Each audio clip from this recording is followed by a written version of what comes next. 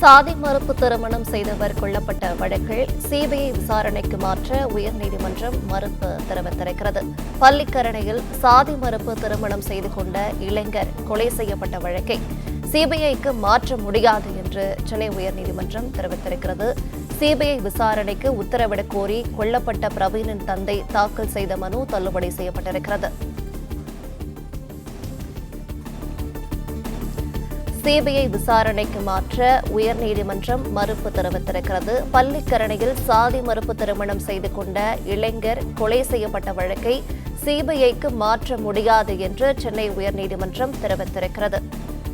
CBI விசாரணைக்கு உத்தரவிடக் கோரி கொல்லப்பட்ட பிரவீனின் தந்தை தாக்கல் செய்த மனு தள்ளுபடி செய்யப்பட்டிருக்கிறது. கூடுதல் விவரங்களை செய்தியாளர் ஆனந்த் வழங்கிட கேட்கலாம். ஆனந்த், வணக்கம். விவரங்கள் என்ன சொல்லலாம்? வணக்கம். பள்ளிக்கரணையில் ஜாதி மறுப்பு திருமணம் செய்து கொண்ட இளைஞர் ஆவண கொலை செய்யப்பட்டதாக கூறி அந்த வழக்கை சிபிஐ விசாரணைக்கு மாற்ற உத்தரவிடக் கோரி திறந்த மனுவை தள்ளுபடி செய்து சென்னை உயர்நீதிமன்றம் உத்தரவிட்டிருக்கிறது.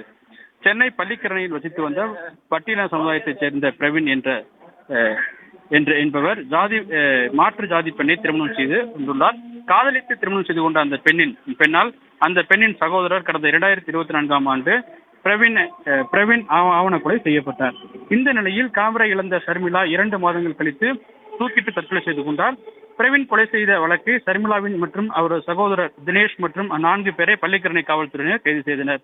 பின்னர் இவர்கள் ஜாமீனில் விடுதலையாயினர். இந்த வழக்கில் செங்கல்பட்டு நீதிமன்றத்தில் குற்றப்பத்திரிகை தாக்கல் செய்யப்பட்ட நிலையில் வழக்கின் சாட்சிகள் மிரட்டப்படுவதாகவும் குற்றப்பத்திரிகையில் சம்பவங்கள் மறைக்கப்பட்டுள்ளதால் இதனை வழக்கின் விசாரணையை சிபிஐக்கு மாற்ற உத்தரவிட வேண்டும் என கோரி பிரவீன் தந்தை கோபி சென்னை உயர்நீதிமன்றத்தில் மனு தாக்கல் செய்திருந்தார்.